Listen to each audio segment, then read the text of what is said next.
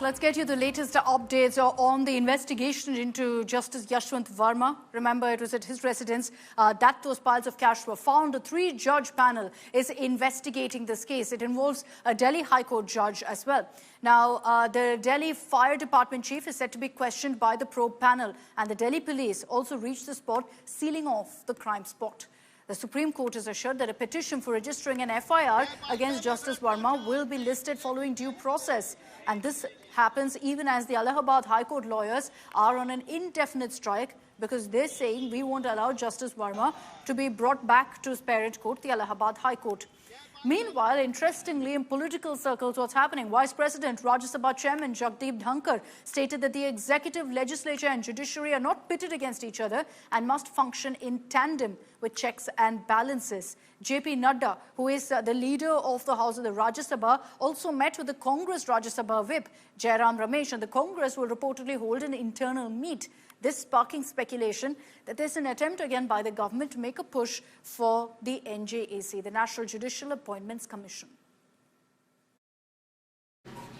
Honorable members, I need to indicate to the House that we yesterday had a very fruitful interaction on the issue that is agitating minds of the public. There was gracious presence of leaders of political parties, including leader of the House and leader of the opposition. Without going into the details, the deliberations were consensual, reflecting cooperation, concern, and the issue is not between institutions inter se. It is not that executive, legislature or judiciary are pitted against each other. All the institutions in the country have to function in tandem, in togetherness, and also there are checks and balances which are well meant. It has been given by both leader of the House and leader of the opposition that after having wider consultations amongst all concerned in their respective parties and otherwise, they would come to the chairman for further deliberations. That was the conclusion after both leader of the House and leader of the opposition had shared their thoughts along with others. So are we going to see a revival of an attempt to bring about NJAC and replace the Supreme Court Collegium? It was very, very close about 10 years ago that it almost became a reality. So let's run you through what happened then. August 2014 is when a constitutional amendment was passed by Parliament, the 99th constitutional amendment. This was needed to bring in the NJAC. It was in fact ratified by 16 state legislators of India as well. And this was needed because of the fact that you're looking at a constitutional amendment. So this kind of consensus of not just Parliament but state assemblies was necessary. All of it came through and it happened. And then you had then President Pranab Mukherjee giving a nod for this constitutional amendment. It happened in December. Now, soon after that, the NJAC Act, the constitutional amendment, all of it came into effect in April 13th of 2015. But then several pleas were filed in the Supreme Court against the NJAC Act. And that's what happened soon after. In October of 2015, the Supreme Court went ahead and struck down the NJAC Act, upholding the collegium system. And this was with a whopping 4:1 majority verdict. 4 judges on that bench were for, in fact, going ahead and maintaining the collegium system, removing the NJAC Act, because they said that this will ensure, the collegium system ensures independence of the judiciary. Now, several times you've had, in fact, Vice President Rajya Sabha Chair Jagdeep Dhankar speaking about what's been happening with the cash haul issue in Parliament. He also spoke on NJAC yesterday, saying it was the right time to bring this legislation back. Listen in. 2015 में एक राय से एक कानूनी व्यवस्था बनाई थी, and that constitutional structure that emanated unanimously with one abstention from the parliament, endorsed by state legislatures, should be rule of law, because it was sanctified by the Honorable President by appending her signatures under Article 111. Now is the befitting occasion for all of us to reiterate that, because that was a visionary step endorsed by Parliament. And imagine if that had taken place, things would have been different.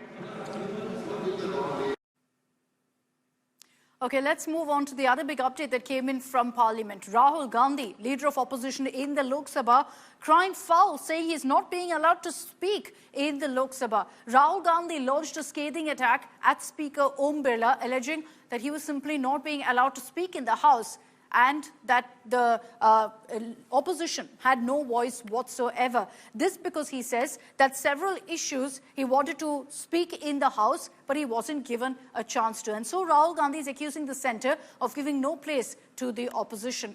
Now, during the proceedings of the House, Lok Sabha Speaker Om Birla claimed that the conduct of certain members was not up to the standards of the House. And then he asked Leader of Opposition Rahul Gandhi to behave according to the rules in the rule book. So you're seeing this showdown between the Speaker and Leader of Opposition.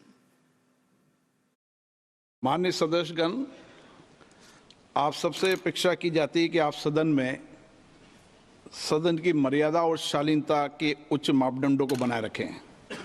सदन में मेरे संज्ञान में ऐसी कई घटनाएं हैं जब माननीय सदस्यों के आसन सदन की उच्च परंपराओं मापदंडों के अनुरूप नहीं है। इस सदन में पिता पुत्री माँ बेटी पति पत्नी सदस्य रहें। इस परिप्रेक्ष्य में मेरा नेता परिपक्ष से अपेक्षा है कि लोकसभा प्रक्रिया कानून संचालन नियम 349 के वर्णित सभा में पालनीय नियमों के अनुरूप सदन में आचरण व्यवहार करें, जो सदन की मर्यादा और प्रतिष्ठा के अनुरूप रहना चाहिए। मैं पुनः आग्रह करता हूं, इस सदन में विशेष रूप से प्रतिपक्ष के नेता से तो ये अपेक्षा की जाती है कि वो आचरण रखें। सदन की कार्रवाई 2 बजे तक के लिए स्थगित की जाती है। लीडर ऑफ ऑपोजिशन को एक कन्वेंशन है कि बोलने दिया जाता है। जब भी मैं खड़ा होता हूँ मुझे बोलने नहीं दिया जाता, ठीक है? तो पता नहीं मतलब ये किस प्रकार से हाउस चल रहा है। जो हम कहना चाहते हैं हमें कहने नहीं देते। बार बार हम ये देख रहे हैं कि सदन के अंदर ऐसा एक माहौल आ जाता है कि सरकार के अगर कोई मंत्री हो, भाजपा के कोई विशेष सांसद हो, वो बस खड़े हो जाएं और उनका माइक चालू हो जाता है। वो बस खड़े हो जाएं और उनके लिए सारे नियम, सारे रूल बुक परे कर कर उनको जो अपनी राजनीतिक रोटी सेकनी है, जो उनको राजनीतिक आरोप लगाना है, उनको बोलने का अवसर मिलता है, खुली छूट मिलती है। एलओपी जब आते हैं, अपने पैर पे खड़े होते हैं, उनको बोलने का अवसर नहीं मिलता। ये पहली बार नहीं है, इसके पहले भी जो बोलने की कोशिश कर रहे थे वो प्रधानमंत्री जी जो बात कर रहे थे उसके बाद लीडर ऑफ अपोजिशन को बोलना था, ऐसा लोगों का मानना था कि उनको बोलने दिया जाए, लेकिन उस वक्त भी बोलने नहीं दिया गया और आज भी नहीं बोलने दिया गया है। ये बहुत ही, मैं कहूँगा कि शर्मनाक है, ये गलत है, निंदनीय है। मैं स्पीकर साहब की बहुत इज्जत करता हूँ, लेकिन पता नहीं क्या दबाव या क्या दिखाई पड़ता है, क्यों ऐसा हो रहा है हमको समझ में नहीं आ रहा है। लेकिन ये कब तक करेंगे आप, कब तक रोकेंगे? Okay, let's get you the updates coming in on the Mahadev betting app scam, which is haunting former Chhattisgarh Chief Minister Bhupesh Baghel. The CBI is, in fact, raiding the former Chief Minister's Raipur and Bhilai residences in connection with the betting scam. The raids kicked off early this morning. The Enforcement Directorate, remember, had accused Baghel of money laundering in the case last year. And there are serious allegations against the former Chhattisgarh Chief Minister. Baghel claims the probe agency turned up at his residence ahead of a scheduled visit to Delhi for a crucial Congress meeting. So he's cried foul. He says this is a political conspiracy to stop him from attending these crucial meetings. Now, as far as the charges against Bhupesh Baghel goes, those details on your screens. In 2024, the Enforcement Directorate, in its remand note, said that the betting app, the Mahadev betting app promoters, paid over 500 crore rupees to Baghel, and a cash courier was delivered to Baghel in regular payments. And this exchange allegedly happened before the elections in Chhattisgarh. So the money was being used to fund poll expenses. This, the ED says, is based on what an accused, who was a cash courier in this case, actually has confessed to the Enforcement Directorate. And it's based on his claim that the ED has submitted this remand note. Of course, all of these allegations have also been shot down by Baghel. A new twist in the entire investigation that is underway at Bhupesh Baghel's residence. Now the entire vehicle fleet of Bhupesh Baghel is being checked by the CBI officials. You see a series of vehicles lined up outside Bhupesh Baghel's Durg residence are being thoroughly checked by the CBI officials. And remember, this is the CBI investigation that has been underway since morning at several locations here in Chhattisgarh. In fact, Central Bureau of Investigation also released its statement, which said that these investigations are underway at 60 different locations, including Bhopal, Chhattisgarh, Kolkata and Delhi, at all the premises linked to politicians, senior police officials, senior bureaucrats, and also the key functionaries of Mahadev book scam. Remember, this entire scam was also at the epicenter, where Prime Minister Narendra Modi himself was directly targeting the former Chief Minister Bhupesh Baghel during all his rallies on the onset of the Chhattisgarh 2023 elections. But right now, in the visuals, what you're witnessing is after thoroughly checking his residence since morning, and also asking several family members, inquiring from several family members. There are these vehicles now that are being checked thoroughly. These are 7 vehicles, 6 SUVs and 1 sedan. They are being checked by the senior CBI officials. In fact, a lot of data was collected, and the CBI officials want to check whether these vehicles were used to provide the money to provide the illicit money to all the beneficiaries who were part of the alleged Mahadev book scam. Remember, it's a 6,000 word scam that has been ongoing, and in August 2024, the entire investigation was in fact given and handed over to Central Bureau of Investigation. ED had been investigating this whole matter. However, now with the involvement of CBI, this whole case has now taken a new turn. This is certainly very, very controversial for the Congress, and a bitter morning for all the congressmen, because Bhupesh Baghel also took to social media platform X, and he said it is a political vendetta. In fact, he was about to leave for Delhi for a very crucial meet in Delhi of the ACCI, which was about to take place in the first week of April, and him recently being promoted as the senior leader and also as the General Secretary and Punjab in charge. It was very crucial for him to attend that meeting. However, with these investigations on the way, it is doubtful whether he will be there or not. But what we are also picking up is that T.S. Singhdev also echoed the same sentiment and said that it is always a political vendetta against the senior Congress leaders to defame them completely. This is Sumi Rajapan for India Today with video journalist Raghavendra Pandey from Raipur, Chhattisgarh. किसी एक व्यक्ति के घर जांच नहीं हो रही है। सीबीआई पहुंची है 50 अलग-अलग ठिकानों पर, जिसमें कई अधिकारी हैं और कुछ एक राजनेता हैं, और इसलिए इसको राजनीति से जोड़ना ये उचित नहीं है। और कांग्रेस जब भी इस तरह की कोई कार्यवाही होती है उसको राजनीति से ही जोड़ती है। ये साफ दिख रहा है, भारतीय जनता पार्टी की झुंझलाहट दिख रही है। इसके पहले ईडी को भेजा उन्होंने, सीबीआई ने एक मामले में उनके खिलाफ अदालत में मुकदमा दायर किया था, जिसे अदालत ने चलने लायक नहीं समझा। अब झुंझलाहट में फिर से सीबीआई को भेजा गया है। भूपेश बघेल जी के निवास में, भिलाई निवास, रायपुर निवास में सीबीआई आई है। अभी तक ये स्पष्ट नहीं हुआ क्यों आई है, लेकिन ये तो साफ है कि भारतीय जनता पार्टी के इशारे पे, केंद्र सरकार के झुंझलाहट से ये सीबीआई आई है।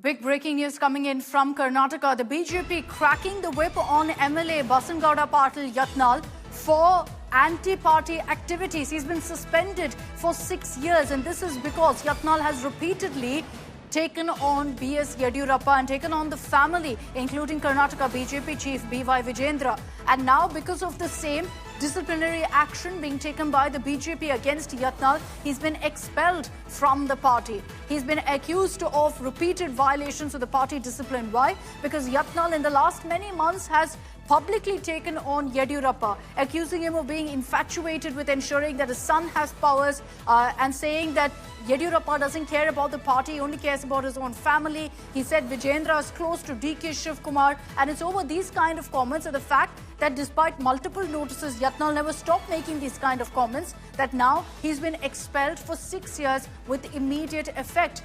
Now Yatnal has also reacted to this, where in fact he's dismissed it, remaining defiant, saying, I will continue to do what I do, and even at this point continues to mock Yediyurappa.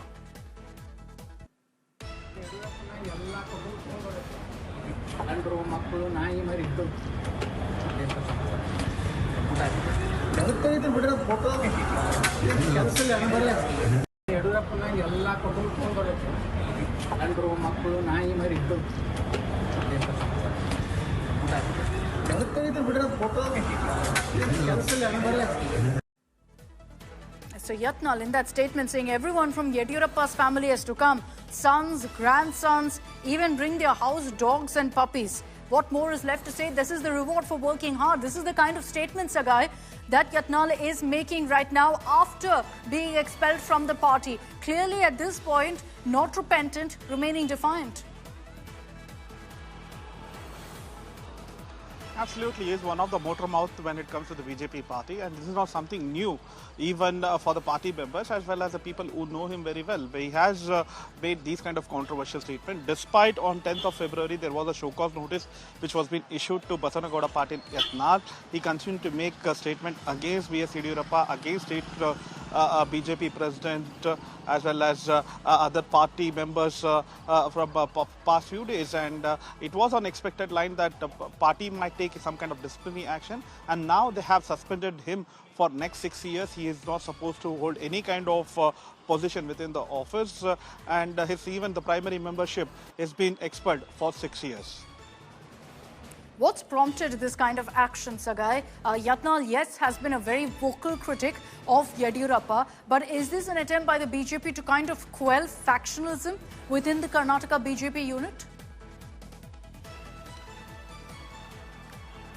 Absolutely, it's an open secret that there was a factionism within the Karnataka BJP unit, and even if you notice that Yatnal's statement was a major drawback or a setback for the BJP in 2023 election, and he was one of those person who is responsible for BJP to lose a huge number of seats in the North Karnataka region, because he has openly spoke against the party, stating that there's a huge corruption charges in the BJP party, and he has also slammed B.S. Yediyurappa when he was a chief minister.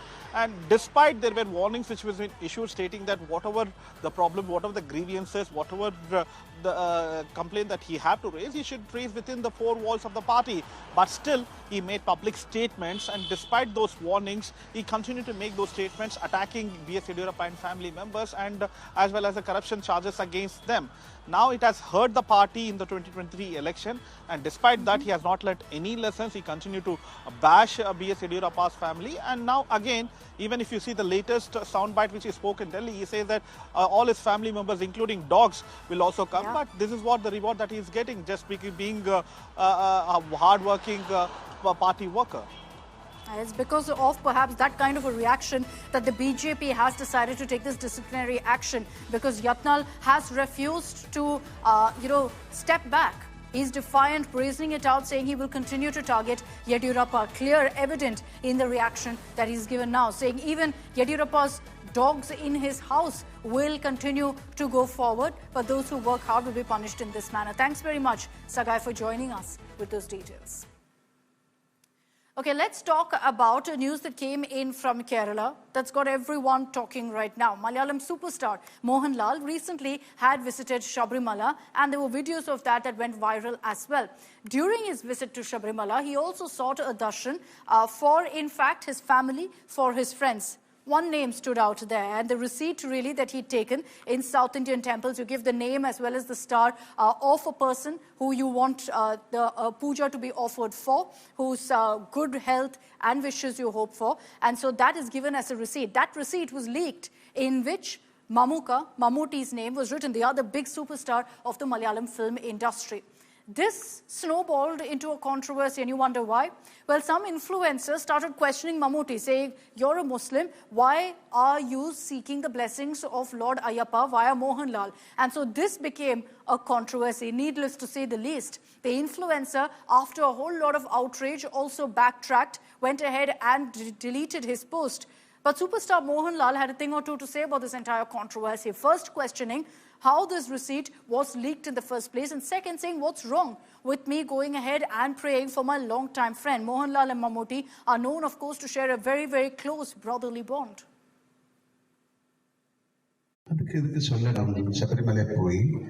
Now, about we did a puja. On the Devasam board, somebody linked that receipt to the press. It's all very personal.